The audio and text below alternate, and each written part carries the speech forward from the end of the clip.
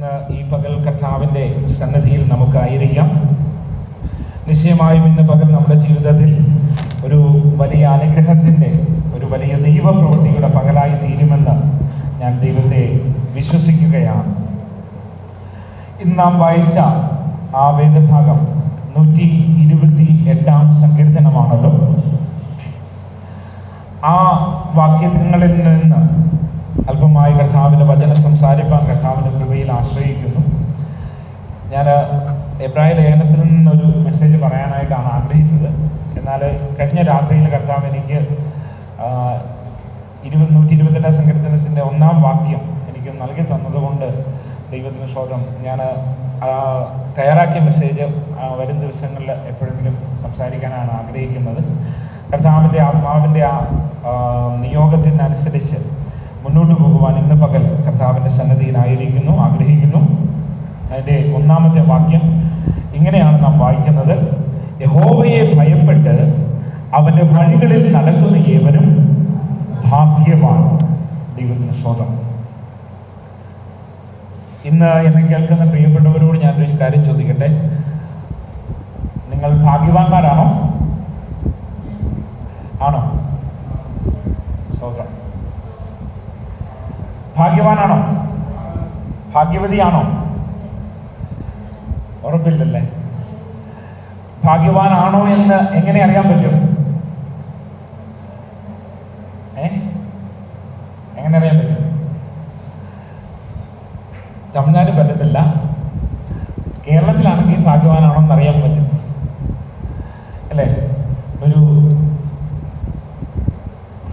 Lottery ഏജൻസിയെ പോയി കണ്ട് ഒരു ലോട്ടറി ടിക്കറ്റ് എടുത്ത് പിറ്റേ ദിവസം രാവിലെ പത്രത്തിൽ കൊണ്ടുവന്ന് ബൈബിളിൽ വെച്ച് പിറ്റേ ദിവസം രാവിലെ പത്രത്തിൽ നോക്കി അന്നേരം അറിയാൻ പറ്റും ഭാഗ്യവാനാണോ അല്ലയോ അല്ലേ?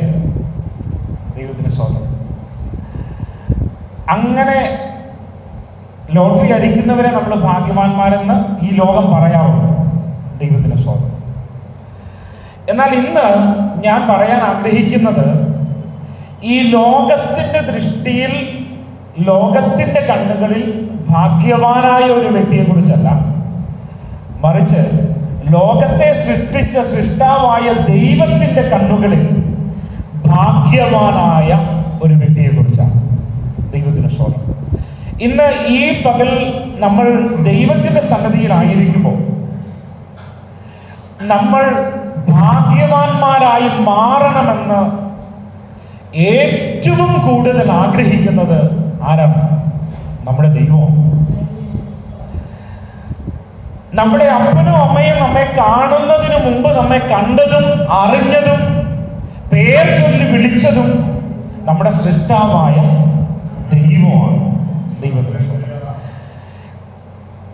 ചില കുഞ്ഞുങ്ങൾ ഈ പ്രോഗ്രാമൊക്കെ അവതരിപ്പിക്കുന്ന സമയത്ത് മാതാപിതാക്കൾ അത് കണ്ടുകൊണ്ട് നിൽക്കുമ്പോൾ അവരുടെ മുഖത്തേക്ക്, ആ മാതാപിതാക്കളുടെ മുഖത്തേക്കൊന്ന് നമ്മളൊന്ന് നോക്കണം. ഭയങ്കര അഭിമാനത്തോടെ, ഭയങ്കര സന്തോഷത്തോടെ. ദൈവത്തിന് സ്തോത്രം. മാതാപിതാക്കൾ ഇങ്ങനെ നോക്കി നിൽക്കും. ഞാൻ നോക്കി നിന്നിട്ടുണ്ട്. ദൈവത്തിന് സ്തോത്രം. ഭയങ്കര ഒരു സന്തോഷം. നമ്മുടെ കുഞ്ഞുങ്ങൾ ഏറ്റവും അനുഗ്രഹിക്കപ്പെട്ട അനുഭവത്തിൽ ആയിത്തീരുന്നു എന്നുള്ള കാര്യം. ദൈവത്തിന് സ്തോത്രം.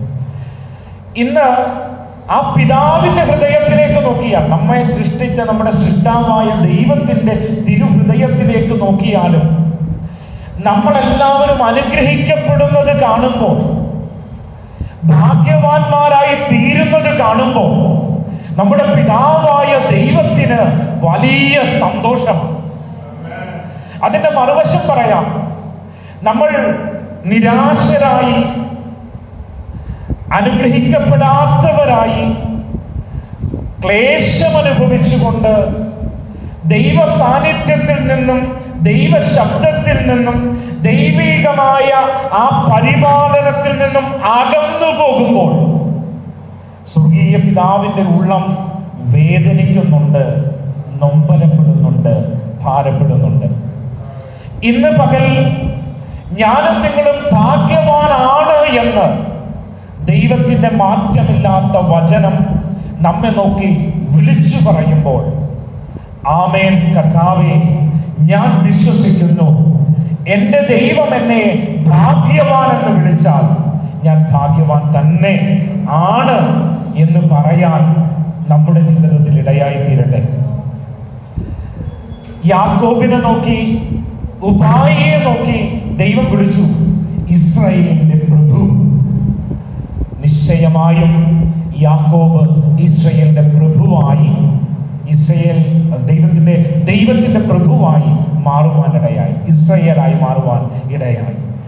പത്രോസിനെ നോക്കി,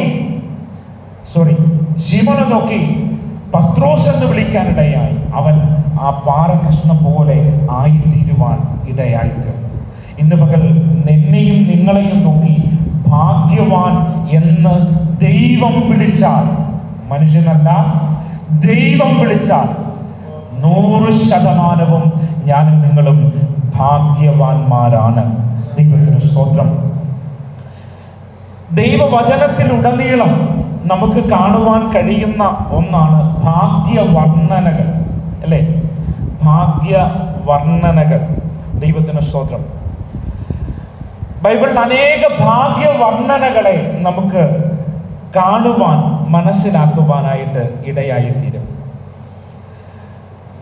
ദൈവം ശാസിക്കുന്ന മനുഷ്യൻ ഭാഗ്യവാൻ. ഇയ്യോബ് 5:17 ഇങ്ങനെയാ പറയുന്നത്, ദൈവം ശാസിക്കുന്ന മനുഷ്യൻ ഭാഗ്യവാൻ. ദൈവം ശാസിക്കാറുണ്ടോ? ദൈവം ശാസിക്കാറുണ്ടോ?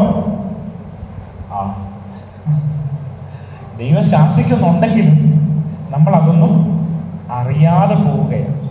ശാസന ഇഷ്ടമുണ്ടോ മക്കളെ? ചോദിക്കട്ടെ, ശാസന ഇഷ്ടമുണ്ടോ? നിങ്ങളെ ഒരാൾ ശാസിക്കുന്നത് ഇഷ്ടമുണ്ടോ? നമുക്ക് ഇഷ്ടമില്ല, അല്ലേ? ശാസിക്കാതിരിക്കുന്നതാണ് നമുക്ക് ഒരു സന്തോഷം. എല്ലാം നമുക്ക് എല്ലാവർക്കും അങ്ങനെയാണ്. ദൈവത്തിന് സ്തോത്രം. ശിക്ഷിക്കുന്നത് ഇഷ്ടമുണ്ടോ? ഉണ്ടോ? നമുക്ക് മാക്സിമം ശിക്ഷകളിൽ നിന്ന് ഒഴിഞ്ഞു മാറാനായിട്ടാണ് നമ്മൾ ശ്രമിക്കുക, അല്ലേ? ഉപദേശിക്കുന്നത് ഇഷ്ടമുണ്ടോ? അത്രോ ഇഷ്ടമില്ലാത്തൊരു കാര്യം, അല്ലേ? ദൈവത്തിന് സ്തോത്രം, അല്ലേ? ഉപദേശിക്കുന്ന അത്രയും ഇഷ്ടമില്ലാത്ത വേറൊരു കാര്യം നമ്മുടെ ജീവിതത്തിൽ ഇല്ല. ദൈവത്തിന് സ്തോത്രം. ശാസന ഇഷ്ടമില്ല, ശിക്ഷ ഇഷ്ടമില്ല, ഉപദേശം ഇഷ്ടമേയില്ല. ദൈവത്തിന് സ്തോത്രം. ശാസിക്കാതെയും ശിക്ഷിക്കാതെയും ഉപദേശിക്കാതെയും ഇരിക്കണമെങ്കിൽ നമ്മൾ എന്ത് ചെയ്യണം? നമ്മൾ സ്വയം ഒന്ന് തിരിഞ്ഞേക്കണം, സ്വയം നന്നായേക്കണം, അല്ലേ? സ്വയം നന്നായി കഴിഞ്ഞാൽ വേറെ ആരെങ്കിലും നമ്മളെ ശാസിക്കേണ്ടതായിട്ടും ശിക്ഷിക്കേണ്ടതായിട്ടും ഒക്കെ വരുമോ? പക്ഷേ ദൈവത്തിന്റെ വചനം പറയുന്നത്, ദൈവം ശാസിക്കുന്ന മനുഷ്യൻ അവൻ ഭാഗ്യവാനാണ്. ദൈവം ശിക്ഷിക്കുന്ന മനുഷ്യൻ അവൻ ഭാഗ്യവാനാണ്. ദൈവം ഉപദേശിക്കുന്ന മനുഷ്യൻ അവൻ ഭാഗ്യവാനാണ്. അതെന്തുകൊണ്ടാണ്? ദൈവം ഒരുവനെ ശാസിച്ചാൽ, ദൈവം ഒരുവനെ ഉപദേശിച്ചാൽ, ദൈവം ഒരുവനെ ശിക്ഷിച്ചാൽ അവനിലുള്ള കുറ്റങ്ങളുടെ എണ്ണം, കുറവുകളുടെ എണ്ണം കുറഞ്ഞു കുറഞ്ഞു കുറഞ്ഞു കുറഞ്ഞു വരും. പിന്നെ അവനെ വേറെ ആരും ശാസിക്കേണ്ടി വരത്തില്ല, ശിക്ഷിക്കേണ്ടി വരത്തില്ല, ഉപദേശിക്കേണ്ടി വരത്തില്ല. ഞാൻ പറഞ്ഞു മനസ്സിലാവുന്നുണ്ടോ? ദൈവം നമ്മെ ശാസിക്കുകയും ഉപദേശിക്കുകയും ശിക്ഷിക്കുകയും ചെയ്യുവാനായിട്ട് ഇടയായി തീർന്നാൽ നമ്മൾ ഭാഗ്യവാന്മാരായി മാറുകയാണ്. കാരണം പിന്നെ വേറെ ആരുടെയും മുമ്പിൽ വേറെ ആരും നമ്മെ മാറ്റി നിർത്തത്തില്ല. നമ്മുടെ യൗവനത്തെ ആരും തുച്ഛീകരിക്കത്തില്ല. നമ്മെ നിസ്സാരന്മാരായി ആരും കാണത്തില്ല. കാരണം മൂല്യമുള്ള, ക്വാളിറ്റിയുള്ള ജീവിതത്തിൽ മറ്റാർക്കും മാതൃകയാക്കാൻ കൊള്ളാവുന്ന ഒരു നല്ല വ്യക്തിത്വമാക്കി, ഒരു നല്ല മനുഷ്യനാക്കി, ഒരു നല്ല ദൈവ പൈതലാക്കി ദൈവത്തിന്റെ ശാസനയും ഉപദേശവും ശിക്ഷണവും നമ്മെ യോഗ്യന്മാരാക്കി മാറ്റും. ഈ പട്ടാളക്കാരുടെ ജീവിതത്തിലേക്ക് നോക്കിയാൽ ഭയങ്കര ഡിസിപ്ലിനാണ് അല്ലേ അല്ലേ?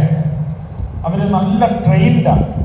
അവർ നമ്മളുടെ ആ രീതിയല്ല, എല്ലാ സിസ്റ്റത്തിലാണ്, ആ കറക്റ്റ് ഓർഡറിലാണ്, ടൈമിംഗ് ആണ്, എല്ലാം ഭയങ്കര.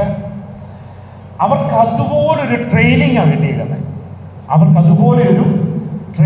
കിട്ടിയിരിക്കുന്നത്. അവരെ നല്ല ശിക്ഷണം കിട്ടിയിട്ടുണ്ട്, നല്ല ശാസന കിട്ടിയിട്ടുണ്ട്, നല്ല ഉപദേശം കിട്ടിയിട്ടുണ്ട്. ഇതെല്ലാം ലഭിച്ച് ആ യൂണിഫോമിൽ ആ പട്ടാളക്കാരൻ വരുന്ന സമയത്ത് നമ്മൾ നോക്കുവാണെങ്കിൽ ദൈവത്തിന് സ്വന്തം ഒരു പെർഫെക്ഷൻ അവിടെ നമുക്ക് കാണാനായിട്ട് പറ്റും. ദൈവത്തിന് സ്വന്തം കർത്താവിൻ്റെ വചനത്തിലാണ് ഉപദേശമുള്ളത്, കർത്താവിൻ്റെ വചനത്തിലാണ് ശാസനകളുള്ളത്, ദൈവികമായ സാന്നിധ്യത്തിലാണ് ശിക്ഷണമുള്ളത്. അതുകൊണ്ട് ഈ ദിവസങ്ങളിൽ ദൈവത്തിൻ്റെ ശാസനയെയും ദൈവത്തിൻ്റെ ഉപദേശത്തെയും ദൈവത്തിൻ്റെ ശിക്ഷണത്തെയും നമ്മൾ സ്വീകരിക്കണമെന്നാണ് കർത്താവിൻ്റെ വചനം നമ്മെ പഠിപ്പിക്കുന്നത്. ദൈവത്തിന് സ്വന്തം. അപ്പൻ ശിക്ഷിക്കാത്ത മക്കൾ ഏതുള്ളൂ അല്ലേ? നമുക്കൊരു പിതാവുണ്ട്. ആ പിതാവ് ഉള്ളത് കൊണ്ട് നമ്മുടെ മക്കളെ ശിക്ഷിക്കുന്നത് എന്തിനാ മക്കളെ? നിങ്ങളുടെ പപ്പയും അമ്മയും ശിക്ഷിക്കാറുണ്ടോ? നമ്മൾ ചാടി ഓടുമല്ലേ അല്ലേ? ശിക്ഷിക്കാറുണ്ടോ? ഇടയ്ക്കൊക്കെ ഒന്ന് രണ്ടൊക്കെ അടിയൊക്കെ കിട്ടിയിട്ടില്ലേ അല്ലേ? അവരുടെ കലിപ്പ് തീർക്കാനാണോ അവരടിക്കുന്നത്? അല്ല, നമ്മളൊന്ന് നന്നായി വരാൻ. ചില മാതാപിതാക്കളുണ്ട്, അവരുടെ ദേഷ്യം തീർക്കാനായിട്ട് തരും. തല്ലിക്കഴിയുമ്പോ കുഞ്ഞുങ്ങൾക്ക് മനസ്സിലാകില്ല എന്തിനാ ഈ അപ്പം തല്ലി, അത് മനസ്സിലാകില്ല. ഞാൻ പറയാറുണ്ട്, മാതാപിതാക്കളെ തല്ലുന്നത് നല്ലതാണ്, പക്ഷേ എന്തിനാ തല്ലുന്നതെന്ന് കുഞ്ഞുങ്ങൾക്ക് മനസ്സിലാകണം. അത് മനസ്സിലാക്കി കൊടുത്തിട്ട് വേണം തല്ലാനായിട്ട്, ശിക്ഷിക്കാനായിട്ട്. ദൈവത്തിന് സ്തോത്രം. അപ്പോ ശിക്ഷണവും ഉപദേശവും ദൈവത്തിന് സ്തോത്രം നമ്മെ എങ്ങോട്ട് നടത്തും? ഒരു പെർഫെക്ഷനിലേക്ക് നടത്തും. ഒരു പെർഫെക്റ്റ് ആകാൻ ആഗ്രഹമുണ്ടോ? ഒരു നല്ല യോഗ്യനാകാൻ ആഗ്രഹമുണ്ടോ? നല്ല മറ്റുള്ളവർക്ക് അവനെ കണ്ടുപിടിക്കുക എന്ന് നിങ്ങളെ കുറിച്ച് പറയാൻ ആഗ്രഹമുണ്ടോ? ഇല്ലേ? ആഗ്രഹമില്ലേ? നിങ്ങൾക്ക് ആഗ്രഹമില്ലേ? ഉണ്ടോ? അവനെ കണ്ടുപിടിക്കുന്നത് നമ്മളെ നോക്കി, ഇതുവരെ നമ്മളെ നോക്കി എന്താ പറഞ്ഞത്? നമ്മളോട് പറയാ അവനെ കണ്ട് വേറെ ആരെങ്കിലും കണ്ടെന്ന് പറയാ അല്ലേ? അങ്ങനെയാ തിരുത്തട്ടെ വേണം നമ്മളെ. നമ്മുടെ അപ്പന്റെ അമ്മയുടെ മുമ്പില്, നമ്മുടെ പ്രിയപ്പെട്ടവരുടെ മുമ്പില് മറ്റുള്ളവരെ നോക്കി അവനെ കണ്ട് പഠിക്കുക എന്ന് പറഞ്ഞ ആ അവസ്ഥയിൽ നിന്ന് നിന്നെ കണ്ട് പഠിക്കാൻ മറ്റുള്ളവരെ കൊണ്ട് പറയത്തക്ക നിലയിൽ നിന്റെ ജീവിതത്തെ ഒരു പെർഫെക്റ്റ് ആക്കി രൂപാന്തരപ്പെടുത്താൻ എന്റെ ദൈവത്തിന്റെ കൃപയുടെ വചനത്തിന് ശക്തിയുണ്ട്. അതുകൊണ്ട് കർത്താവിന്റെ വചനം നമ്മൾ കേൾക്കണം, വചനം നമ്മൾ വായിക്കണം, വചനം നമ്മൾ പഠിക്കണം. അത് നമ്മൾ അറിയാതെ നമ്മുടെ ജീവിതത്തെ രൂപാന്തരപ്പെടുത്തും. 4 പേരുടെ മുമ്പിൽ നിൽക്കാൻ ഏറ്റവും ചമ്മലുള്ള ഒരു വ്യക്തിയായിരുന്നു ഞാൻ.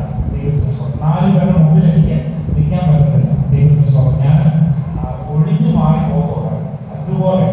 പക്ഷെ എന്റെ ജീവിതത്തിൽ എന്നെ ഇന്ന് ഇവിടെ നിർത്തിയത് ഈ കർത്താവിന്റെ വചനമാണ്. ദൈവത്തിന് നമ്മൾ പോലും അറിയാതെ നമ്മുടെ ജീവിതത്തെ രൂപാന്തരപ്പെടുത്തുന്നതാണ് ദൈവത്തിന്റെ വചനം. ദൈവത്തിന് സ്തോത്രം. ദൈവം ശാസിക്കുന്ന മനുഷ്യൻ ഭാഗ്യവാൻ. ദൈവത്തിന് സ്തോത്രം. 1-ാം സങ്കീർത്തനം 2-ാം വാക്യം എന്താ? ഇരിക്കാതെയും യഹോവയുടെ ന്യായപ്രമാണത്തിൽ സന്തോഷിച്ച് അവന്റെ ന്യായപ്രമാണത്തെ രാപ്പകൽ ധ്യാനിക്കുന്ന മനുഷ്യൻ ഭാഗ്യവാൻ. ഭാഗ്യവാനാകാൻ എന്ത് ചെയ്യണം? രാപ്പകൽ ധ്യാനിച്ചില്ലെങ്കിലും രാവിലെയും പകലും കുറച്ച് സമയമെങ്കിലും ഒന്ന് കർത്താവിന്റെ വചനവുമായിട്ട് നമ്മൾ ഇരിക്കാനിടയാകണം. പ്രമാണത്തെ രാപ്പകൽ ധ്യാനിക്കുന്നവനെ കുറിച്ച് കർത്താവിന്റെ വചനം പറയുകയാണ്, നിങ്ങൾ ഭാഗ്യവാനാണ്. 32-ാം സങ്കീർത്തനം 1-ാം വാക്യം, ലംഘനം ക്ഷമിച്ചും പാപം മറച്ചും കിട്ടിയ മനുഷ്യൻ ഭാഗ്യവാൻ. നമ്മുടെ ലംഘനങ്ങൾ, നമ്മുടെ തെറ്റുകൾ, നമ്മുടെ പാപങ്ങൾ കർത്താവ് ക്ഷമിച്ച് കർത്താവിന്റെ രക്തത്താൽ നമ്മെ കഴുകി നമ്മെ ശുദ്ധീകരിച്ച് അവന്റെ മക്കളാക്കി തീർത്തിരിക്കുന്നു. അതുകൊണ്ട് ഇന്ന് പകൽ ഞാനും നിങ്ങളും ശപിക്കപ്പെട്ടവരല്ല, ഞാനും നിങ്ങളും ഭാഗ്യവാന്മാരാണ്. ദൈവത്തിന് സ്തോത്രം. ആത്മാവിൽ കപടമില്ലാതിരിക്കുന്നവൻ ഭാഗ്യവാൻ. ദൈവത്തിന് സ്തോത്രം. അവനെ ശരണം പ്രാപിക്കുന്ന പുരുഷൻ ഭാഗ്യവാൻ. എളിയവരെ ആദരിക്കുന്നവൻ ഭാഗ്യവാൻ. ബലം നിന്നിലുള്ള മനുഷ്യൻ ഭാഗ്യവാൻ. നീ ശിക്ഷിക്കുകയും നിന്റെ ന്യായപ്രമാണം നീ ഉപദേശിക്കുകയും ചെയ്യുന്ന മനുഷ്യൻ ഭാഗ്യവാൻ. യഹോവയെ ഭയപ്പെട്ട് അവന്റെ വഴികളെ നടക്കുന്ന മനുഷ്യൻ ഭാഗ്യവാൻ. നമ്മൾ വായിച്ച വാക്യമാണ് അല്ലെ? യഹോവയെ ഭയപ്പെട്ട് അവന്റെ വഴികളിൽ നടക്കുന്ന മനുഷ്യൻ ഭാഗ്യവാനാണ്. കർത്താവ് പറയുക, എങ്കിൽ ഇടറിപ്പോകാത്ത മനുഷ്യൻ. കർത്താവിങ്കൽ ഇടറിപ്പോകുക. ഇടറുക എന്ന് പറഞ്ഞാൽ എന്താ? കാലിടറിയിട്ടുണ്ടോ? ഉണ്ടോ? ദൈവത്തിന് സ്തോത്രം. ഇടറി വീഴുക. കർത്താവിൽ ഇടറിപ്പോകാത്ത മനുഷ്യനെ കുറിച്ച് കർത്താവ് പറയുകയാ ഭാഗ്യവാൻ. ബെറയോന ശിമോനെ, ജഡരക്തങ്ങളല്ല സ്വർഗസ്ഥനായ നിന്റെ പിതാവ്, എന്റെ പിതാവത്രേ ഇത് നിനക്ക് വെളിപ്പെടുത്തിയത്. നീ ഭാഗ്യവാൻ. അപ്പോ വെളിപ്പാട് ലഭിച്ച യേശുവിനെ, നീ ജീവനുള്ള ദൈവത്തിന്റെ പുത്രനായ ക്രിസ്തു എന്ന വെളിപ്പാട് ലഭിച്ചവരെ കുറിച്ച് പറയുക, നീ ഭാഗ്യവാനാണ്. ദൈവത്തിന് സ്തോത്രം. ലേഖനങ്ങളിലേക്ക് വരുമ്പോൾ ദൈവത്തിന് സ്തോത്രം. കർത്താവ് പാപം കണക്കിടാത്ത മനുഷ്യൻ ഭാഗ്യവാൻ. പരീക്ഷ സഹിക്കുന്ന മനുഷ്യൻ ഭാഗ്യവാൻ. ഉടുപ്പ് സൂക്ഷിച്ചും ജാഗരിച്ചും കൊള്ളുന്നവൻ ഭാഗ്യവാൻ. ഇതാ ഞാൻ വേഗത്തിൽ വരുന്നു. ഈ പുസ്തകത്തിലെ പ്രവചനം പ്രമാണിക്കുന്നവൻ ഭാഗ്യവാൻ. ദൈവത്തിന് സ്തോത്രം. വെളിപ്പാട് പുസ്തകം 22-ാം അധ്യായം 7-ാം വാക്യത്തിൽ കർത്താവ് പറയുകയാ, ഇതാ ഞാൻ വേഗം വരുന്നു. ഇന്ന് നമ്മൾ പാടിയ ആ പാട്ടിനകത്തുണ്ട് അല്ലെ, നീ ഒരുങ്ങിയിട്ടുണ്ടോ അല്ലെ? ദൈവത്തിന് സ്തോത്രം. കഴിഞ്ഞ രാത്രിയിൽ ഞാൻ ഈ വിഷയം ഇങ്ങനെ മനസ്സിൽ ചിന്തിച്ച്, കർത്താവ് ഞാൻ ഒരുങ്ങിയിട്ടുണ്ടോ എന്ന് ചിന്തിച്ചുകൊണ്ടാണ് ഞാൻ ഒരു സ്റ്റാറ്റസ് ഇട്ടായിരുന്നു. ആരൊക്കെ കണ്ടെന്ന് എനിക്കറിയത്തില്ല. ദൈവത്തിന് സ്തോത്രം. വല്ലപ്പോഴും സ്റ്റാറ്റസ് ഒക്കെ നോക്കണേ. ദൈവത്തിന് സ്തോത്രം. അപ്പോ ഇന്ന് പകൽ ദൈവത്തിന്റെ വചനം നമ്മോട് പറയുകയാണ്, ഇതാ ഞാൻ വേഗത്തിൽ വരുന്നു. കർത്താവ് വരുമോ? വരുമോ? യേശു കർത്താവ് സ്വർഗത്തിൽ നിന്ന് ഈ ഭൂമിയിലേക്ക് വരുമോ? ഉറപ്പുണ്ടോ? ഇപ്പൊ വരണ്ടെന്നാ പറയുന്നത്. ഞാൻ കുറച്ചുകൂടെ ഒന്ന് പണിയപ്പെടാനായിട്ടുണ്ട്. കുറച്ചുകൂടെ ഒന്ന് ഞാനൊന്ന് പെർഫെക്റ്റ് ആകാനുണ്ട്. അതുകൊണ്ട് ഇച്ചിരി കൂടെ കഴിഞ്ഞിട്ട് കർത്താവിന് ഇതറിയാം. അതുകൊണ്ട് കർത്താവ് പറയുന്നത് അങ്ങനെ തന്നെയാണ്. ദീർഘക്ഷമ കാണിക്കുന്ന അല്ലേ? ചിലർക്കൂടെ മാനസാന്തരപ്പെടാനായിട്ട്, യഥാസ്ഥാനപ്പെടാനായിട്ട്, കർത്താവിനോട് അടുത്തു വരുവാനായിട്ട് ദീർഘക്ഷമ കാണിച്ച് കർത്താവ് വരാൻ താമസിക്കുന്നത് കൊണ്ടാണ്. ദൈവത്തിന് സ്തോത്രം. ഇന്ന് ഈ പകൽ ദൈവത്തിന്റെ സന്നിധിയിൽ ഞാനും നിങ്ങളും ആയിരിക്കുമ്പോൾ ആമേൻ, കർത്താവിന്റെ കണ്ണുകളിൽ ഭാഗ്യവാനാകുവാനായിട്ടാണ് നമ്മുടെ ജീവിതത്തിൽ ഇടയാകേണ്ടത്.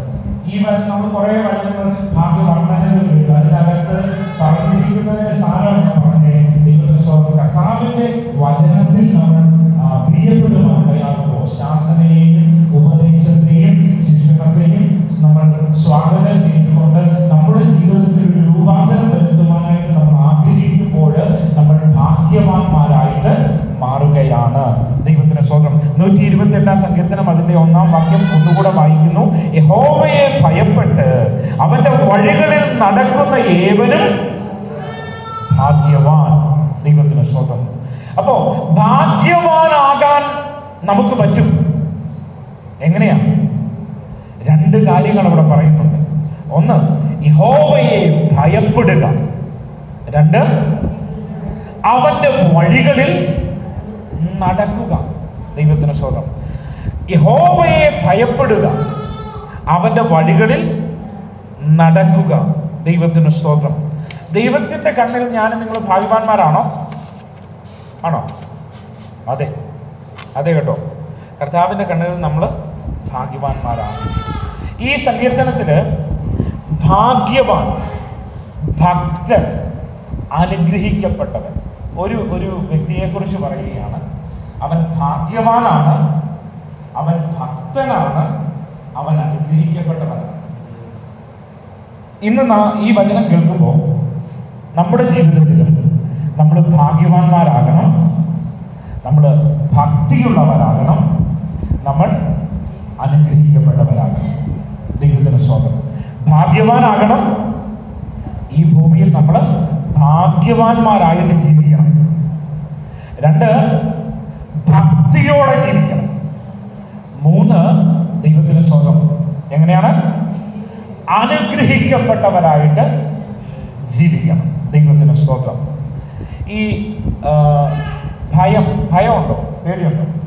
രാത്രി പുറത്തിറങ്ങാൻ പേടിയുണ്ടോ? ഇല്ല. മനുഷ്യരെ പേടിയുണ്ടോ? ആരെങ്കിലും നമ്മളെ തല്ലാൻ വന്ന ഉണ്ടോ? പേടിയുണ്ടോ? പേടിയില്ലേലും നമ്മൾ പേടിയുള്ളതായിട്ട് കാണിക്കത്തില്ല, അല്ലെ? തിരിഞ്ഞുപോയല്ലേ? അപ്പോ നമുക്ക് പല പേടികളുണ്ട് കേട്ടോ. ഈ മരണഭയം അതൊരു പേടിയാണ്, അല്ലേ? അതുകൊണ്ടോ? ചിലപ്പോൾ കാണുമല്ലേ, അങ്ങനെ ചിന്തിച്ചിട്ടില്ല, അതുകൊണ്ട് അറിയത്തില്ല. ദൈവത്തിന് സ്തോത്രം. മാനുഷ്യ ഭയം, മനുഷ്യനെ പേടിയാണ്. പിന്നെ ടീച്ചേഴ്സിനെ പേടി, അല്ലേ? ഉണ്ടോ? ആ പേടിക്ക് കാരണം എന്താ? നമ്മൾ പഠിക്കാത്തതുകൊണ്ടാണ്, അല്ലേ? നമ്മുടെ ടീച്ചേഴ്സിന് നമുക്ക് പേടി വരുന്നത് എന്തുകൊണ്ടാണ്? നമ്മൾ പഠിച്ചു കഴിഞ്ഞാൽ നമ്മൾ ഒരു പോർഷൻ നമ്മൾ പഠിച്ചു, ഒരു പാഠം നമ്മൾ പഠിച്ചു. അന്ന് നമ്മൾ ക്ലാസ് റൂമിൽ ഇരിക്കുമ്പോൾ നമ്മൾ എങ്ങനെയിരിക്കുക? എന്നോട് ചോദിക്കും, ടീച്ചർ ചോദ്യം ചോദിക്കുന്നത് എന്നോട് ചോദിക്കും. അന്ന് ചോദിക്കുന്നില്ല, അനുഭവിച്ചിട്ടുണ്ടോ? എന്നാ പഠിക്കാതെ ഒരു സംഭവം അന്ന് നമ്മളിങ്ങനെ പതുക്കെ അങ്ങോട്ട് നോക്കി ഇങ്ങോട്ട് നോക്കി ടീച്ചറിന്റെ കണ്ണി മാത്രം നോക്കി, മുഖത്ത് നോക്കരുത്. അങ്ങനെ നോക്കാതിരിക്കുന്ന ദിവസം അന്ന് കറക്റ്റ് ചോദിക്കും. ശരിയല്ലേ? അത് സത്യമാണ്. എന്നാൽ ആദ്യത്തെ ഞാൻ പറഞ്ഞ അനുഭവത്തിന് ചോദിക്കും, നന്നായിട്ട് പഠിച്ചു നല്ല കോൺഫിഡൻസ് ആയിട്ട് നമ്മുടെ ക്ലാസ്സിൽ ഇരിക്കുന്ന അവസരത്തിൽ ചോദിക്കും. നമുക്കൊരു ധൈര്യം, അവിടെ ഭയം പുറത്തു പോകും. ഇന്ന് ഈ പകൽ പല ഭയങ്ങളുമുണ്ട്. ആ പല ഭയങ്ങളെ കുറിച്ചല്ല ഞാൻ പറയാൻ ആഗ്രഹിക്കുന്നത്, ദൈവഭയത്തെ കുറിച്ചാണ്. ഈ ദൈവഭയം നമുക്ക് വന്നു കഴിഞ്ഞാൽ വേറെ ആരെയും വേണ്ടിയില്ല. ദൈവഭയം ഒരുവന്റെ ഉള്ളിൽ വന്നു കഴിഞ്ഞാൽ വേറെ ഒന്നിനെയും ഭയപ്പെടണം. ദൈവത്തിന്റെ മുമ്പിൽ ദൈവത്തെ ഭയപ്പെടുന്നതല്ലേ ഏറ്റവും നല്ലത്, അല്ലേ? ശരിയല്ലേ? ഈ നാട്ടുകാർ നമ്മളെ തല്ലുന്നതിനേക്കാളും കർത്താവ് നമ്മളെ തല്ലുന്നതാണ്, അല്ലേ? നാട്ടുകാർ നമ്മളെ തള്ളിക്കളയുന്നതിനേക്കാളും കർത്താവിന്റെ സന്നിധിയിൽ അങ്ങ് വീണ് നിരപ്പ് പ്രാപിക്കുന്നതല്ലേ നമ്മൾ ചെയ്യുന്നത്. അതെ, ഇന്ന് പകലിൽ ദൈവസന്നിധിയിൽ ആമേൻ യഹോവയെ ഭയപ്പെടുന്ന ഒരു ഹൃദയത്തിന് വേണ്ടി നമ്മൾ ആഗ്രഹിക്കുകയും പ്രാർത്ഥിക്കുകയും ചെയ്യേണ്ടത് അനിവാര്യമാണ്. കാരണം യഹോവയെ ഭയപ്പെടുന്ന വ്യക്തിയാണ് അനുഗ്രഹത്തിലേക്ക് നയിക്കപ്പെടുവാനായിട്ട് ഇടയായിത്തീരുന്നത്. ദൈവത്തിന് സ്തോത്രം. എബ്രായ ലേഖനം 5-ാം അധ്യായം അതിന്റെ 7-ാം വാക്യം ഒന്ന് വായിക്കാം. എബ്രായ ലേഖനം 5-ാം അധ്യായം 7-ാം വാക്യം.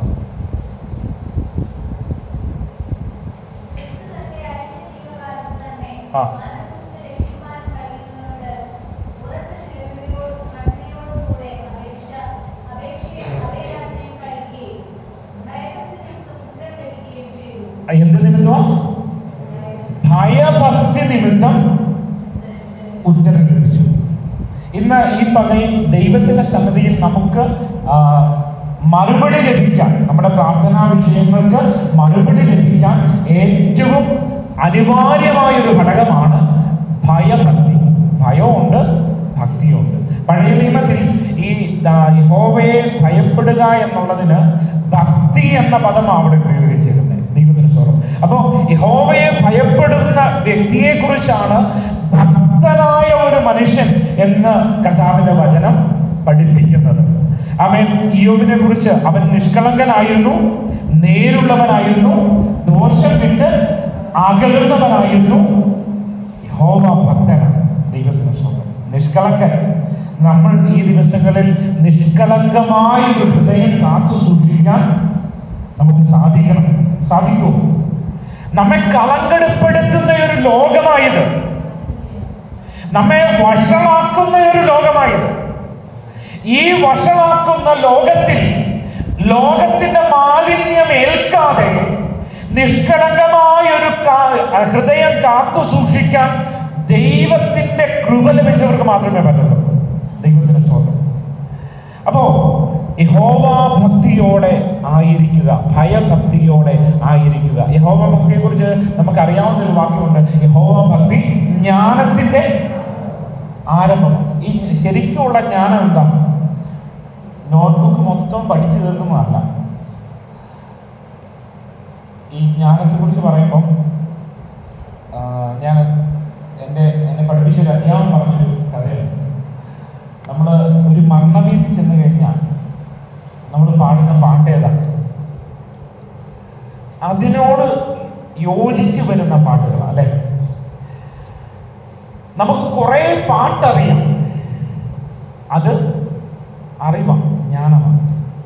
പക്ഷെ ഈ അറിവ് എവിടെ ഉപയോഗിക്കണം, നമ്മുടെ മെമ്മറിയിലുള്ള ഈ പാട്ട് എവിടെ ഉപയോഗിക്കണം എന്നുള്ളത് ദൈവത്തിന്റെ വിവേകമാണ്, അല്ലെ? ദൈവത്തിന്റെ സ്വന്തം. ആ ജ്ഞാനവും അതിനോടൊപ്പം വിവേകവും വകതിരിവും നമുക്ക് ഉണ്ട് എങ്കിൽ മാത്രമേ നമുക്ക് ലഭിക്കുന്ന ജ്ഞാനം കൊണ്ടും അറിവ് കൊണ്ടും പ്രയോജനം ഉണ്ടാകത്തുള്ളൂ. ദൈവത്തിന് സ്വന്തം. ഈ ഭൂമിയിൽ നമ്മൾ നോക്കുവാണെങ്കിൽ ജ്ഞാനികളായ ഒരുപാട് ആളുകളെ കാണാൻ പറ്റും. നന്നായിട്ട് ബുദ്ധി ഭയങ്കരമായിട്ട് അറിവ് ചീർപ്പിക്കുന്നു എന്നാണ് പറയുന്നത്. കാരണം എന്താ? കുറേ കാര്യങ്ങളുണ്ട്, പക്ഷെ ഇതെവിടെ പ്രസന്റ് ചെയ്യണമെന്ന് അറിയത്തില്ല. ദൈവത്തിന്റെ സ്വന്തം. എന്നാൽ ഇന്ന് ഈ പകൽ ദൈവത്തിന്റെ ജ്ഞാനം എന്ന് പറയുന്നത്, ആ ജ്ഞാനം നമ്മെ വിവേകത്തിലേക്ക് നമ്മെ നയിക്കുന്നതാണ്, വകതിരിവിലേക്ക് നയിക്കുന്നതാണ്. ശരിയും തെറ്റും എന്താണ് എന്ന് നമുക്ക് മനസ്സിലാക്കി തരുന്നത്. ശരിയുണ്ട്, തെറ്റുമുണ്ട്, ഓരോരുത്തരോ ദൈവത്തിന്റെ സ്വന്തം. ദൈവത്തിന്റെ വചനത്തിൽ നമ്മൾ സന്തോഷിക്കാനായിട്ട് നമ്മൾ ശീലിക്കണം. അത് നമ്മൾക്ക് ഒരു വലിയ അനുഗ്രഹമായി മാറാനായിട്ട് ഇടയായിത്തീരും. ദൈവത്തിന്റെ സ്വന്തം. അപ്പോ തെറ്റുമുണ്ട്, ശരിയുമുണ്ട്. ഈ ഭൂമിയിൽ ഏത് ഒന്നിനും ഒറിജിനലും ഡ്യൂപ്ലിക്കേറ്റുമുണ്ട്. തെറ്റും ശരിയുമുണ്ട്. ഇത് രണ്ടും നോക്കി കണ്ട് മനസ്സിലാക്കാൻ നമുക്ക് കഴിഞ്ഞാൽ മാത്രമേ നമുക്ക് മുന്നോട്ട് പോകാനായിട്ട് പറ്റുള്ളൂ. ഞാൻ ഒരിക്കൽ കോട്ടയത്ത് നിന്ന് ട്രിവാൻഡ്രത്തേക്ക് എന്റെ വണ്ടിയിൽ പോകും. മാജിക് ഓട്ടോ അറിയാം, മാജിക് വലിയ മൂന്നാണ് ഒന്ന് ഗൂഗിൾ സെർച്ച് ചെയ്ത് നോക്കിയാണ്. ആ വണ്ടിയാണ് ഓട്ടോയാണ്, പക്ഷെ നാല് വീലുള്ള ഓട്ടോയാണ്. അപ്പൊ അതിന് ഞാനിങ്ങനെ പോകുമ്പോൾ റോഡിൽ വെള്ളം കയറി, കൊട്ടാരക്കര ഭാഗത്തെല്ലാം മുഴുവൻ വെള്ളമാണ്. അപ്പോ വെള്ളമായി കഴിഞ്ഞപ്പോൾ ഞാൻ വലിയ മുന്നോട്ട് പോയേ പറ്റത്തുള്ളൂ. ഞാനിങ്ങനെ ആദ്യം കുറച്ചേരം ഒതുക്കിയിരുന്നു, വെള്ളം ഇറങ്ങുന്ന ലക്ഷണമൊന്നുമില്ല. പിന്നെ ഞാൻ മുമ്പേ പോകുന്ന വണ്ടി നോക്കിയിട്ട് ആ വാഹനത്തിന് വെള്ളം കുറഞ്ഞ ഭാഗത്തൂടെ ഏത് ഭാഗമാണ് ഈ തിരയടിക്കുന്നത് നമുക്ക് അറിയാൻ പറ്റുന്നത്. പക്ഷെ കുറച്ച് നേരം നോക്കിക്കഴിഞ്ഞപ്പോൾ ഈ വെള്ളം കുറവുള്ള ഭാഗം ഏതാണെന്ന് ഞാൻ മനസ്സിലാക്കി. ആ ഭാഗത്തൂടെ മാത്രം ഞാൻ മുന്നോട്ട് പോയി. എന്നാൽ ഞാൻ നോക്കിയപ്പോൾ ഒരു താറ് ജീപ്പ്, എനിക്ക് ഭയങ്കര ഇഷ്ടമുള്ള ഈ ജീപ്പ് നല്ല കോൺഫിഡൻസിലാണ് ഓടിക്കുന്ന ആളറിയാം. അപ്പോൾ ട്രാൻസ്പോർട്ട് ബസ് മാത്രം ഈ വെള്ളത്തിലൂടെ പോകുന്നു. ഈ താറ് ജീപ്പ് പാഞ്ഞു പോകുന്നു. ആ വെള്ളം ചീറ്റി തെറിച്ചുകൊണ്ട് നല്ല ഫാസ്റ്റ് ആയിട്ട് പോകും. കുറച്ചൊക്കെ പോയി കഴിഞ്ഞപ്പോഴും പെട്ടെന്ന് സംഭവം അന്ധവിശ്വാസം പോലെ വണ്ടി സ്ലോയാണ് അവിടെ. അപ്പം എന്നെ നെഞ്ചിരിച്ചു. കാരണം അത് വലിയ നല്ലൊരു സൂപ്പർ ജീപ്പ്, നമ്മുടെ ചെറിയൊരു വണ്ടി, എങ്ങനെ പോകും. പക്ഷെ വിവേകത്തോടെ ഞാൻ അവിടെ ഇടപെടാൻ തുടങ്ങിയപ്പോൾ ഞാൻ നോക്കി മുമ്പേ പോകുന്ന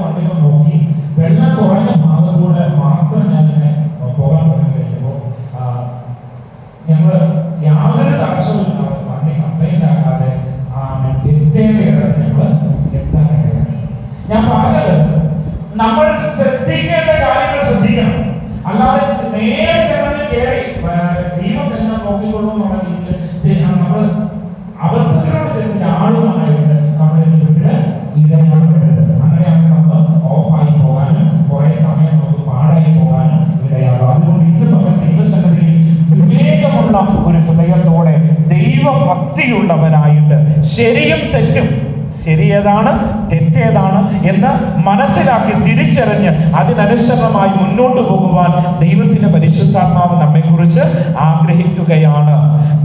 ദോഷം വിട്ട് അകലുന്നതിനും ദൈവകൽപ്പനകൾ അനുസരിക്കുന്നതിനും നമ്മെ പ്രേരിപ്പിക്കുന്നത് ദൈവത്തിന്റെ ഭയമാണ്, ദൈവഭയമാണ്. ദൈവഭയമാണ് നമ്മെ പ്രേരിപ്പിക്കുന്നത്. എന്തിന്? കർത്താവിന്റെ വചനം അനുസരിക്കാനായിട്ട്. അപ്പോ ഇന്ന് ഈ പകൽ ദൈവത്തിന്റെ സന്നിധിയിൽ നമ്മൾ ആയിരിക്കുമ്പോൾ യഹോവയെ ഭയപ്പെടുക, അവന്റെ വഴികളിൽ നടക്കുക, അവന്റെ വഴികളിൽ നടക്കുക. ദൈവത്തിന് സ്തോത്രം. അങ്ങനെ നടക്കുന്നവരെ കുറിച്ച് പറയുകയാണ്, അവൻ ഭാഗ്യവാനാണ്, ഭാഗ്യവാനാണ്. ദൈവത്തിന് സ്തോത്രം. ഈ സങ്കീർത്തനം ഞാനിങ്ങനെ വായിച്ച് ചിന്തിച്ചുകൊണ്ടിരുന്നപ്പോൾ, ദൈവസന്നിധിയിൽ പ്രാർത്ഥിച്ചുകൊണ്ടിരുന്നപ്പോൾ, ഒന്നാമത്തെ വാക്യത്തിൽ നമ്മളെ പണിയുന്നതിനെ കുറിച്ചാണ് പറയുന്നത്. അല്ലേ അല്ലേ? യഹോവയെ ഭയപ്പെട്ട് അവന്റെ വഴികളിൽ നടക്കുക. എന്നോട് പറയുക, അത് ഞാനാണ് തീരുമാനിക്കുന്നത്, വേറെ ആരുമല്ല, ഞാനാണ് തീരുമാനിക്കേണ്ടത്. ഞാൻ ഇന്നു മുതൽ ദൈവത്തെ ഭയപ്പെടുകയും കർത്താവിന്റെ വഴികളിൽ നടക്കുവാൻ എന്റെ ജീവിതത്തെ സമർപ്പിക്കുകയും ചെയ്യും. അതെന്റെ തീരുമാനമാണ്. അല്ലെ? അപ്പോ ഞാൻ എന്നെ പണിയാനായിട്ട് തുടങ്ങുമ്പോൾ ദൈവത്തിന് സ്തോത്രം.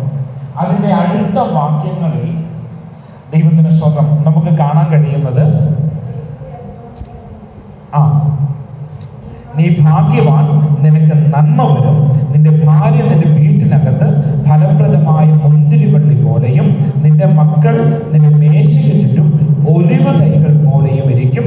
യഹോവ ഭക്തനായ പുരുഷൻ ഇങ്ങനെ അനുഗ്രഹിക്കപ്പെട്ടവനാകും. ദൈവത്തിന് സ്തോത്രം. Praise the Lord. ഇന്ന് പകൽ കർത്താവിന്റെ സന്നിധിയിൽ ഞാനും നിങ്ങളും ആയിരിക്കുമ്പോൾ യഹോവ ഭക്തന്റെ ഭാഗ്യമാണ് ഒന്നാമത്തെ വാക്യത്തിൽ കാണുന്നതെങ്കിൽ അവന്റെ അനുഗ്രഹങ്ങളാണ് അടുത്ത 2 മുതൽ 6 വരെയുള്ള വാക്യങ്ങളിൽ നമുക്ക് കാണാൻ കഴിയുന്നത്. ഒന്നാമത്തെ അനുഗ്രഹം എന്താണ്? തന്റെ പ്രയത്നത്തിൽ അവൻ അനുഗ്രഹിക്കപ്പെട്ടവനാണ്. ഒന്ന് പറഞ്ഞേ. പ്രയത്നത്തിൽ, അധ്വാനത്തിൽ. നമ്മൾ അധ്വാനിക്കുന്നവനാണോ ദൈവം? അല്ലേ? ഈ ഭാഗ്യവാനായ വ്യക്തി അധ്വാനിക്കുന്നവൻ, പഠിച്ചിരിക്കുന്നവൻ, അധ്വാനിക്കുന്നവൻ, അലസനായിരിക്കുന്നവൻ, അധ്വാനിക്കുന്നവൻ ദൈവത്തിന് സ്വന്തം, കഷ്ടപ്പെടുന്നവൻ ദൈവത്തിന് സ്വന്തം. അവനെ കുറിച്ച് പറയുകയാണ്, നിന്റെ അധ്വാന ഫലം നീ തിന്നും. ചില ആളുകൾ ഈ ഭൂമിയിൽ മരിച്ചു കിടന്ന് കഷ്ടപ്പെടുന്നു. പക്ഷെ അവര് ആ കഷ്ടപ്പെടുന്നതിനനുസരിച്ച് അവർക്ക് പ്രതിഫലം കിട്ടുന്നുണ്ടോ? ഇല്ല. അവർക്കത് അതിന്റെ നന്മ അനുഭവിക്കാൻ പോലും കഴിയുന്നില്ല. അല്ലെ? അങ്ങനെയുള്ള ഒരു ലോകത്തിലാണ് നമ്മളായിരിക്കുന്നത്. നമ്മൾ ഇന്ന് ഈ വചനം കേട്ടുകൊണ്ടിരിക്കുമ്പോൾ ഒന്ന് തീരുമാനിക്കണം, എനിക്ക് അനുഗ്രഹിക്കപ്പെടാനാണ്. എനിക്ക് അനുഗ്രഹിക്കപ്പെട്ടവനാകാൻ ഒന്നാമത്തെ സ്റ്റെപ്പ് ഞാൻ എന്നെ തന്നെ ക്രമീകരിക്കുക, എന്നെ തന്നെ പണിയുക. രണ്ടാമത്തെ സ്റ്റെപ്പ് ദൈവം പണിതു.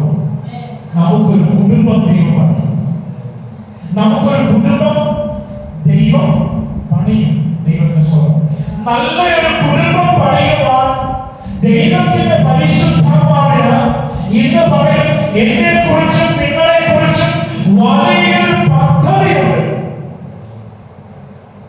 അനാഥരായി ഈ ഭൂമിയിൽ ജീവിക്കുന്നത് എത്രത്തോളം സങ്കടകരമായ അനുഭവമാണ്.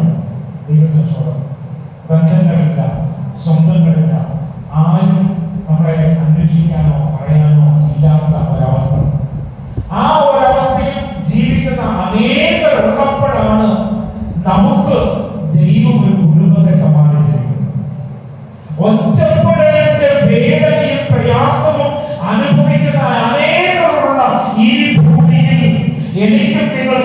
ഒരു കുടുംബം ദൈവം സമ്മാനിച്ചെങ്കിൽ ആ കുടുംബത്തെ മനോഹരമാക്കി മാറ്റുവാനുള്ള ഉത്തരവാദിത്വം നമുക്കുണ്ട്, ദൈവത്തിനുണ്ട്.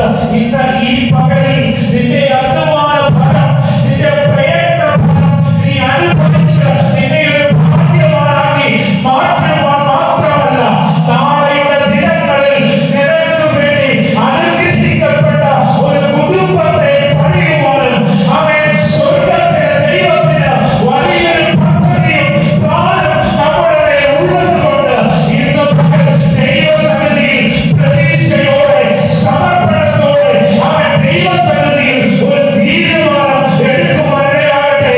എന്റെ ദൈവത്തിന്റെ സന്നിധിയിൽ ഇന്നു മുതൽ ഒരു ഭക്തിയുള്ള ജീവിതം ചെയ്യുവാൻ ഞാൻ എന്നെ തന്നെ സമർപ്പിക്കുകയാണ്. ജ്ഞാനികളിൽ ജ്ഞാനിയാണ് ശലോമോൻ. കൊട്ടാരം പണിതു അല്ലേ? പണിതോ? ഇല്ല, വായിച്ചിട്ടില്ല.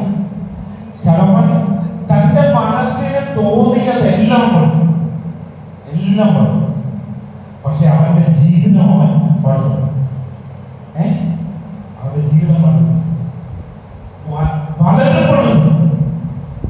അവന്റെ മനസ്സിന് ബോധിച്ച എല്ലാ കാര്യങ്ങളും അവൻ ചെയ്തു. പക്ഷെ അവന്റെ ജീവിതം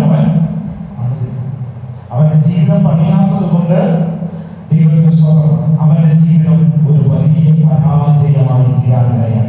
ഇന്ന് ഈ പകൽ കർത്താവിന്റെ സന്നിധിയിൽ ദൈവത്തിന്റെ മാറ്റമില്ലാത്ത വചനത്തിന്റെ മുമ്പാകെ ഞാനും നിങ്ങളും ആയിരിക്കുമ്പോൾ ആമേൻ, കർത്താവിന്റെ ആത്മാവ് എനിക്ക് നൽകിത്തരുന്ന നിയോഗത്തിൽ നിന്നുകൊണ്ട് പറയുകയാണ്, ഈ ദിവസങ്ങൾ പാഴാക്കി കളയാനുള്ള ദിവസങ്ങളല്ല, ഈ മണിക്കൂറുകൾ പാഴാക്കി കളയാനുള്ള മണിക്കൂറുകളല്ല. ഈ ദിവസങ്ങളിൽ കർത്താവിനെ ഭയപ്പെട്ട് അവന്റെ വചനങ്ങളെ ആമേൻ മനസ്സിലാക്കി ദൈവത്തിന്റെ ഉപദേശവും ദൈവത്തിന്റെ ശാസനയും ദൈവത്തിന്റെ ശിക്ഷയും അംഗീകരിച്ചുകൊണ്ട് അവൻ ജീവിതത്തെ പണിയുവാനായി ഞാനും നിങ്ങളെ ഏൽപ്പിച്ചു കൊടുക്കുവാൻ ഇടയായി തീരുമ്പോൾ എനിക്ക് വേണ്ടി നിങ്ങൾക്ക് വേണ്ടി അവൻ മനോഹരമായ ഒരു ഭവനം പണിയും. ഒരു അനുഗ്രഹിക്കപ്പെട്ടവനാക്കി അവൻ എന്നെയും നിങ്ങളെയും രൂപപ്പെടുത്തും. അവന്റെ പണി ഇന്ന് പകൽ യേശുവിന്റെ നാമത്തിൽ ഇവിടെ ആരംഭിക്കുകയാണ്.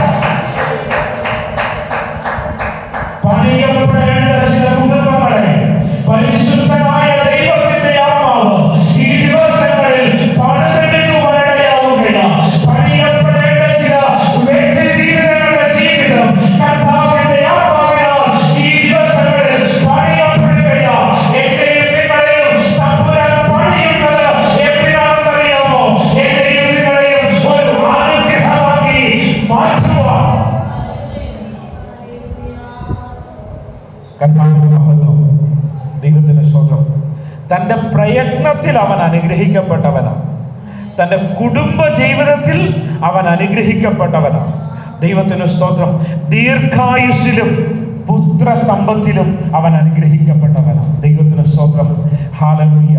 ദീർഘായുസ്സുള്ള ഒരു അനുഭവത്തിലേക്ക് നമ്മെ നയിക്കാൻ എൻ്റെ കർത്താവിന്റെ കരത്തിന് ശക്തിയുണ്ട്. ദൈവത്തിന് സ്തോത്രം. യഹോവ ഭക്തനോട് പറയുകയാണ്, നീ ദീർഘായുസ്സുള്ളവൻ ആയിരിക്കും. ദൈവത്തിന് സ്തോത്രം. ദൈവത്തിന് സ്തോത്രം. ഹല്ലേലൂയ. ഇന്ന് പകൽ കർത്താവിന്റെ സന്നിധിയിൽ നാം ആയിരിക്കുമ്പോൾ ആ വാക്യത്തിൽ ഇങ്ങനെയാണ് പറയുന്നത്, യഹോവ ഭക്തനായ പുരുഷൻ ഇങ്ങനെ അനുഗ്രഹിക്കപ്പെട്ടവനാണ്. ഒന്ന് പറഞ്ഞേ, ഞാൻ അനുഗ്രഹിക്കപ്പെട്ടവനാണ്. അനുഗ്രഹിക്കപ്പെടാതിരിക്കാൻ പിശാച് എന്താ ചെയ്യുന്നേ? യഹോവയോടുള്ള ഭയത്തെ, ഭക്തിയെ നമ്മളിൽ നിന്ന് എടുത്തു കളയുക. കർത്താവിന്റെ വഴികളിൽ നടക്കുവാനുള്ള ആ നിയോഗത്തിൽ നിന്ന് നമ്മെ റൂട്ട് മാറ്റി വിടുക. ദൈവത്തിന് സ്തോത്രം. കുഞ്ഞുങ്ങളോട് പറയട്ടെ, നിങ്ങളുടെ ഈ ദിവസങ്ങളിലെ ചുവടുകൾ ഓരോ നിമിഷവും വളരെ ശ്രദ്ധയോടെ ആയിരിക്കണം. ആമേൻ. ഒരു തെറ്റ് വന്നാൽ പിന്നെ തിരിഞ്ഞു വരാനായിട്ട് ഒരു സമയമുണ്ട്. അപ്പോഴേക്കും നമ്മുടെ നല്ല സമയം നമുക്ക് നഷ്ടപ്പെട്ടു പോയി എന്ന് വരും.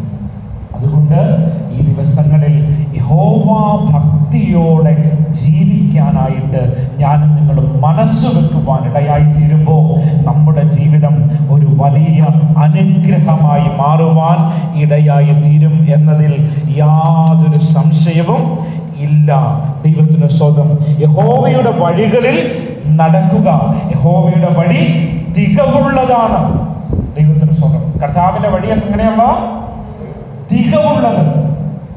ദൈവത്തിന് സ്തോത്രം. അപ്പോൾ ഭാഗ്യവാനെ കുറിച്ച് നമ്മൾ ചിന്തിച്ചു, യഹോവയെ ഭയപ്പെടുന്ന ഭക്തനെ കുറിച്ച് നമ്മൾ ചിന്തിച്ചു. ഇനി അവന്റെ വഴികളിൽ നടക്കുന്ന ഏവനും ഭാഗ്യവാൻ. ഇങ്ങോട്ടൊന്ന് ശ്രദ്ധിക്കണേ, ആരും ക്ഷീണിച്ചു പോകരുത്. ദൈവത്തിന് സ്തോത്രം. ഇത് നമുക്ക് ഏറ്റവും ഉപകാരപ്പെടുന്ന വചനമാണ്. ദൈവത്തിന് സ്തോത്രം. ഇത് ഹൃദയത്തിൽ സംഗ്രഹിക്കാൻ ഇടയായി തീർന്ന നിശ്ചയമായും ഇത് നിങ്ങളെ ഒരു അനുഗ്രഹിക്കപ്പെട്ടവനാക്കി മാറ്റുക തന്നെ ചെയ്യും. ഞാൻ വചനം സംസാരിക്കുമ്പോൾ എൻ്റെ മുമ്പിൽ ഒരു ചോദ്യമുണ്ട്. ദൈവത്തിന് സ്തോത്രം.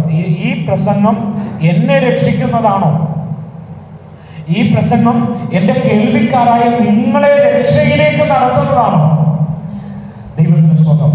ഇത് രണ്ടും എനിക്ക് പ്രാധാന്യമുള്ളതാണ്. അതുകൊണ്ട് ദൈവത്തിന് സ്തോത്രം. ഈ വചനത്തിന് നമ്മുടെ ജീവിതത്തെ രക്ഷയിലേക്കും വിടുതലിലേക്കും കർത്താവിൻ്റെ വരവിലേക്കും നമ്മെ നയിക്കുവാൻ പ്രാപ്തിയുള്ളതായതുകൊണ്ട് വളരെ പ്രാർത്ഥനയോടെ വളരെ സമർപ്പണത്തോടെ ദൈവസന്നിധിയിലായിരിക്കണം. 2 ശമൂവേലിന്റെ പുസ്തകം 22-ാം അധ്യായം 31-ാം വാക്യം പറയുന്നു, ദൈവത്തിന്റെ വഴി തികവുള്ളത്, അത് പൂർണ്ണതയുള്ളതാണ്. ഒരു വാക്യം വായിക്കാം. സദൃശ്യവാക്യങ്ങൾ 14:8. സദൃശ്യവാക്യങ്ങൾ 14:8.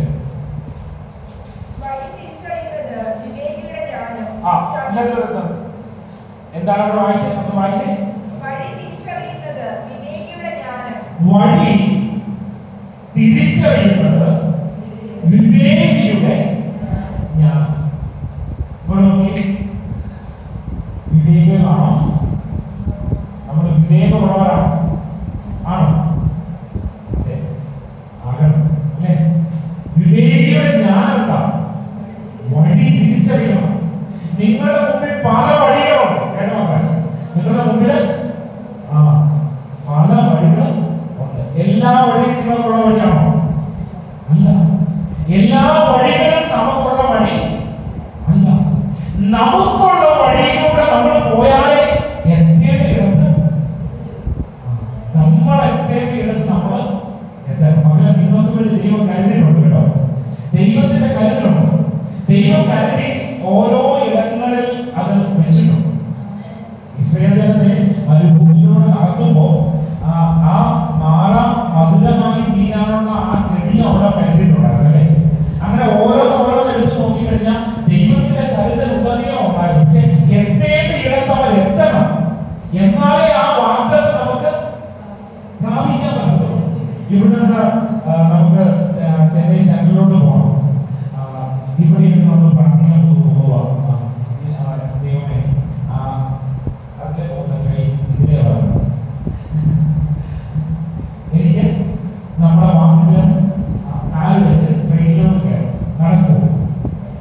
ട്രെയിനിൽ പോകാൻ ഒരു പാളമുണ്ട് അല്ലേ? ആ പാളത്തിൽ കൂടെ അത് പോകത്തുള്ളൂ. ദൈവത്തിന് ഒരു വ്യവസ്ഥയുണ്ട്.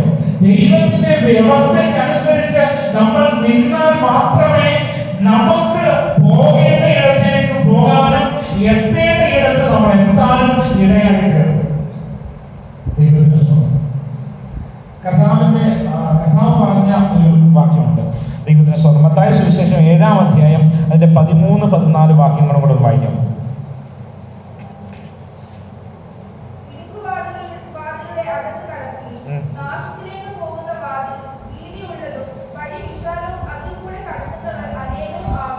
ഇങ്ങോട്ടൊന്ന് ശ്രദ്ധിക്കും.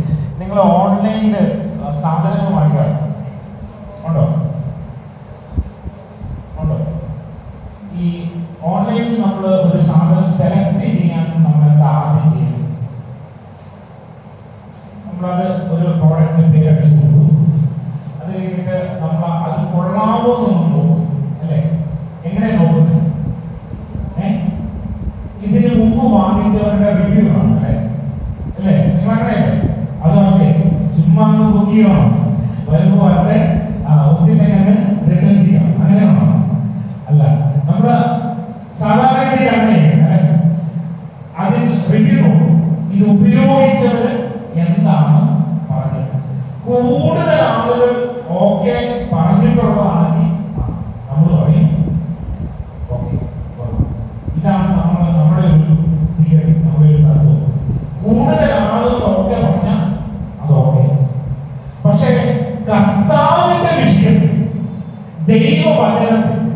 ദൈവത്തിന്റെ വഴി എല്ലാവരും പോകുന്നത് കൊണ്ട് ഞാൻ ഈ വഴി പോയേക്കാന്ന് വിചാരിച്ചാലോ? ഞാൻ പറഞ്ഞ മനസ്സിലായോ?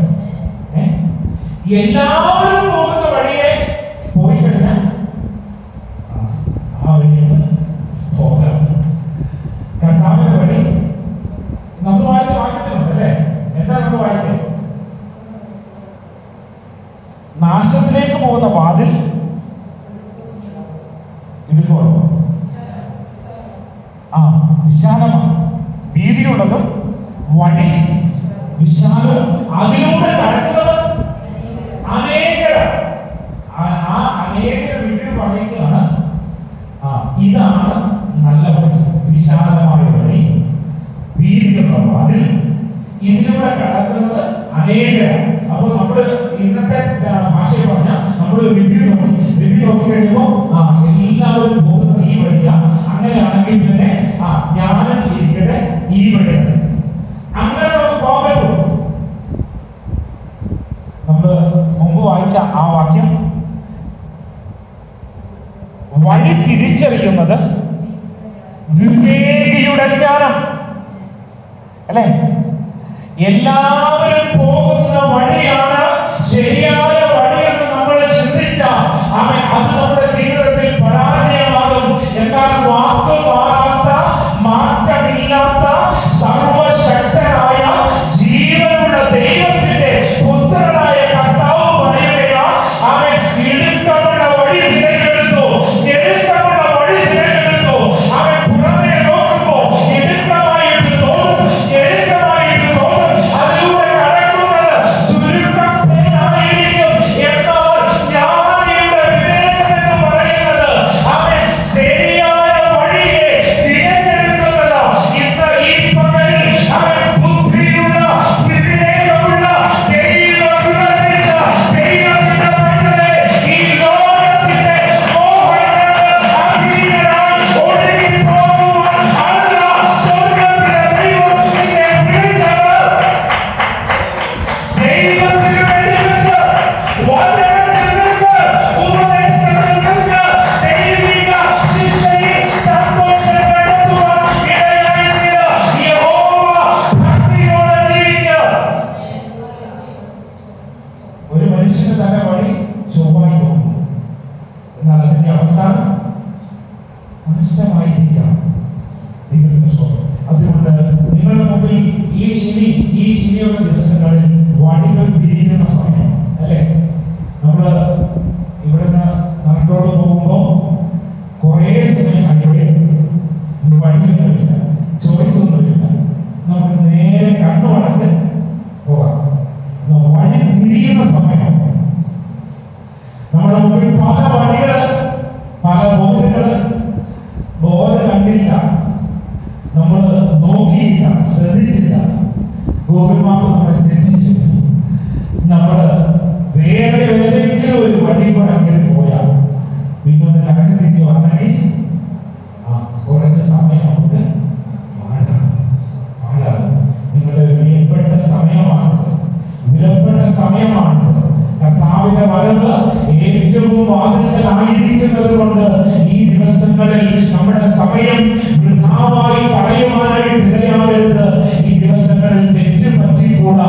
ശരിയായ വഴി ഏതെന്നും ശരിയായ പാത ഏതെന്നും തിരിച്ചറിഞ്ഞ് അവൻ യഹോവയെ ഭയപ്പെട്ട് അവന്റെ വഴികളിലൂടെ നടക്കുവാൻ ദൈവത്തിന്റെ വഴിയുണ്ട് കേട്ടോ അല്ലേ?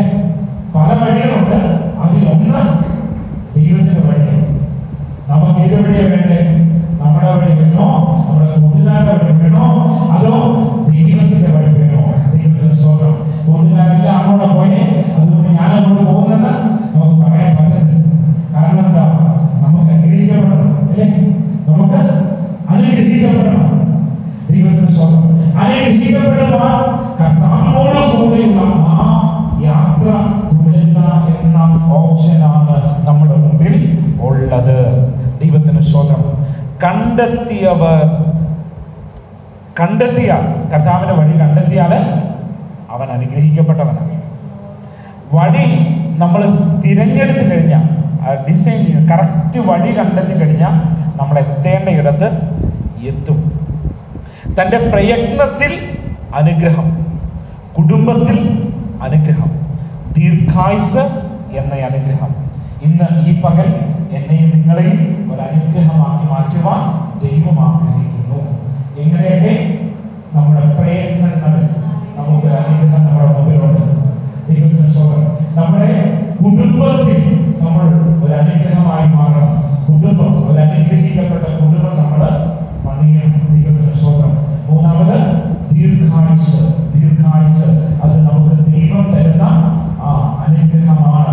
ദൈവത്തിന് സ്തോത്രം. ഇന്ന് ഈ പകൽ നമ്മുടെ പ്രാണന്റെ നേരെ ശത്രു ദൃഷ്ടി വെച്ചിരിക്കുന്ന സകല പദ്ധതികളിൽ, പ്ലാനുകളിൽ തകിടം മറിച്ചുകൊണ്ട് ഈ ദിവസങ്ങളിൽ അപകടകരമായ വഴികളിൽ നിന്ന്, വഴിവെഴുപ്പുകളിൽ നിന്ന് ദൈവികമായ ഇടുക്കവും ഞെരുക്കവും ഉള്ളതെങ്കിലും ദൈവം ചൂണ്ടിക്കാണിച്ച ആ വഴിയിലൂടെ നമ്മുടെ പ്രയാണം മുന്നോട്ട് തുടരുമ്പോൾ നമ്മുടെ യാത്ര ശുഭമാകും. നമ്മൾ ഒരു വലിയ അനുഗ്രഹമായി തീരുവാൻ ഇന്ന് പകൽ ഇടയായി തീരുക തന്നെ ചെയ്യും. ദൈവത്തിന് സ്തോത്രം. ഒരു നിമിഷം കണ്ണുകളെ അടയ്ക്കാം. കർത്താവിന്റെ വചനം പറയുന്നു, നിന്റെ കൈകളുടെ അധ്വാന ഫലം നീ തിന്നും. യേശുവിന്റെ നാമത്തിൽ നിന്റെ കൈകളുടെ അധ്വാന ഫലം ഈ ദിവസങ്ങളിൽ നീ തിന്നുവാനിടയാകട്ടെ. അധ്വാനത്തിന് തക്ക പ്രതിഫലങ്ങൾ കർത്താവ് നൽകി തരുവാനിടയാകട്ടെ. യേശുവിൻ്റെ അധികാരമുള്ള നാമത്തിൽ നിന്റെ പ്രയത്നം ഒക്കെ, നിന്റെ അധ്വാനമൊക്കെ സഫലമാകുവാനിടയാകട്ടെ. നിന്റെ കാത്തിരിപ്പ് സഫലമാകുവാനായിട്ടിടയാകട്ടെ. യേശുവിൻ്റെ അധികാരമുള്ള നാമത്തിൽ നിനക്ക് നന്മ വരും. ഞാനല്ല പറയുന്നത്, കർത്താവിന്റെ വചനം പറയുന്നു, നിനക്ക് നന്മ വരും. യേശുവിന്റെ നാമത്തിൽ ആമേൻ പറ. ആമേൻ. കർത്താവിന്റെ നാമത്തിൽ എനിക്ക് നന്മ വരും. ഈ 2024 നിന്റെ നന്മ നിനക്ക് വരും. അഡ്രസ് മാറത്തില്ല കേട്ടോ. അഡ്രസ് മാറിപ്പോകത്തില്ല, ആള് മാറിപ്പോകത്തില്ല. നിന്റെ കൈകളിൽ എത്തിക്കേണ്ട നന്മയും നിന്റെ കൈകളിൽ എത്തേണ്ട അനുഗ്രഹവും അത് നിന്നെ തേടി വരുന്ന ദിവസങ്ങളാണ് ഈ ദിവസങ്ങളെന്ന് അവൻ ദൈവാത്മാവ് ഇന്ന് മകൾ ആലോചന കൈമാറുകയാണ്. ഒരു നല്ല കുടുംബ അന്തരീക്ഷം യേശുവിന്റെ നാമത്തിൽ, ഒരു നല്ല കുടുംബ അന്തരീക്ഷം സ്വർഗത്തിലെ ദൈവം നിനക്ക് ഒരുക്കിയിട്ടുണ്ട്, നിനക്ക് ഒരുക്കുവാൻ പോവുകയാണ്. യേശുവിന്റെ അധികാരമുള്ള നാമത്തിൽ, യേശുവിന്റെ അധികാരമുള്ള നാമത്തിൽ നീ അനുഗ്രഹിക്കപ്പെട്ടവനാവുകയാണ്. ദൈവം നിന്നെ അനുഗ്രഹിക്കുവാൻ ആഗ്രഹിക്കുന്നു. ദൈവം നിന്നെ മാനിക്കുവാൻ ആഗ്രഹിക്കുന്നു. ദൈവം നിന്നെ ഒരു അത്ഭുതമാക്കി മാറ്റുവാൻ ആഗ്രഹിക്കുന്നു. നീ ചില നന്മകൾ കാണുവാൻ ദൈവത്തിന്റെ ആത്മാവ് നിന്നെ കുറിച്ച് ആഗ്രഹിക്കുന്നു. യേശുവിന്റെ നാമത്തിൽ ഒരു സമാധാന അന്തരീക്ഷം നിന്റെ ജീവിതത്തിൽ വെളിപ്പെടുത്തുവാൻ എന്നെ കർത്താവ് ആഗ്രഹിക്കുന്നു. അവന്റെ കൃപയുടെ ബലം ഇന്നവരെ വെളിപ്പെടുകയോ അവനെ ഒരു അനുഗ്രഹമാകും. കർത്താവിന്റെ കരങ്ങളിലേക്ക് എത്തിച്ചു കൊടുക്കാം. നമുക്ക് ദൈവത്തോട് പ്രാർത്ഥിക്കാം. പരിശുദ്ധനാമേ, അങ്ങേ സന്നിധിയിലേക്ക് അടുത്തു വരും. അങ്ങയുടെ മക്കളെ പ്രാർത്ഥിച്ച് കർത്താവിന്റെ കരങ്ങളിലേക്ക് എത്തിക്കുക. ഇന്ന് പകരം ഇവരുടെ അനുഗ്രഹമായി മാറുവാൻ ഞാൻ ദൈവത്തോട് പ്രാർത്ഥിക്കുന്നു. ഒരു നല്ല കുടുംബം പണിയപ്പെടുമ്പോൾ ഓരോ കുടുംബങ്ങളും അതിനിടയിലുള്ള ഭിന്നതകൾ, അഭിപ്രായ വ്യത്യാസങ്ങൾ എല്ലാം യേശുവിന്റെ നാമത്തിൽ ക്യാൻസൽ ചെയ്യപ്പെടുവാൻ ദൈവം കണ്ടിട്ടില്ലാത്ത കൈകൾ പേരോട് പിടിഞ്ഞു പോകുന്നത് പോലെ ഈ ദിവസങ്ങളിൽ അവൻ ദൈവ സ്നേഹം ഹൃദയങ്ങളിൽ നിറഞ്ഞ് കവിയുവാനായിട്ടിടയായിത്തീരട്ടെ. യേശുവിന്റെ നാമത്തിൽ കുടുംബത്തിൽ അനുഗ്രഹിക്കപ്പെടുന്ന അനുഭവം അവൻ പരിശുദ്ധാത്മാവിനാൽ ഉളവായി വരുവാനിടയായിത്തീരട്ടെ. ദീർഘായുസ്സുള്ളവനായി ഞങ്ങളുടെ പ്രിയപ്പെട്ടവരെല്ലാം ദീർഘായുസ്സുള്ളവനായി മാറുവാനിടയാകട്ടെ. അവൻ പരിശുദ്ധ പിതാവേ, ഈ ദിവസങ്ങളിൽ ഈ പ്രിയപ്പെട്ടവർ ഏതെല്ലാം ഭാരങ്ങൾ, സങ്കടങ്ങൾ, വേദനകളൊക്കെ ഫേസ് ചെയ്യുമ്പോൾ അതിന്റെ മധ്യത്തിൽ കർത്താവേ നിന്റെ വഴി തിരിച്ചറിയുകയും അങ്ങയുടെ വഴിയിൽ അവൻ മുന്നോട്ട് ചുവട് വെക്കുകയും ചെയ്യുവാൻ അങ്ങയോട് പ്രാർത്ഥിക്കുകയാണ്. കരമൊരുക്കി അനുഗ്രഹിച്ച്